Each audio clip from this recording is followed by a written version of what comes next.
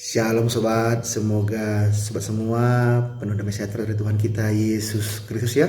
Kali ini saya mau berbagi yang saya pelajari tentang jalan dan kebenaran dan hidup, di mana Tuhan Yesus berkata, "Akulah jalan dan kebenaran dan hidup, tidak ada seorang pun yang datang kepada Bapa kalau tidak melalui Aku." Yohanes 14 ayat 6. Nah, jadi kita pelajari satu persatu seperti ya. Yang pertama, jalan. Saya baca Matius 7 ayat 13 sampai 14. "Masuklah melalui pintu yang sesak itu, karena lebarlah pintu dan luaslah jalan yang menuju kepada kebinasaan, dan banyak orang yang masuk melaluinya. Karena sesaklah pintu dan sempitlah jalan yang menuju kepada kehidupan, dan sedikit orang yang mendapatinya." Nah, Tuhan Yesus berkata sobat, sempitlah jalan yang menuju kepada kehidupan dan sedikit orang yang mendapatinya. Kenapa? Karena orang tidak mau datang kepada Tuhan Yesus sobat.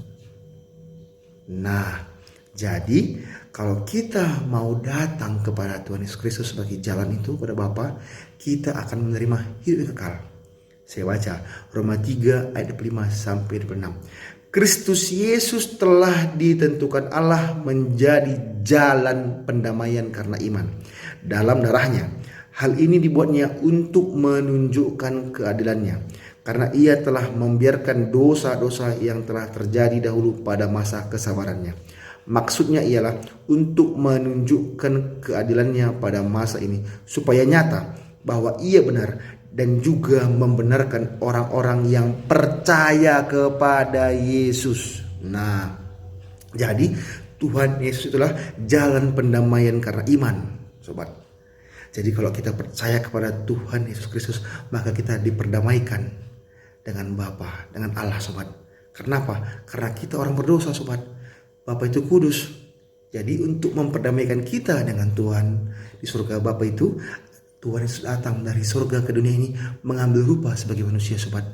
Dan apa tadi katanya? Maksudnya ialah untuk menunjukkan keadilannya pada masa ini, supaya nyata bahwa ia benar dan juga membenarkan orang yang percaya kepada Yesus. Jadi kalau kita percaya kepada Tuhan Yesus, kita dibenarkan sobat. Yang kedua,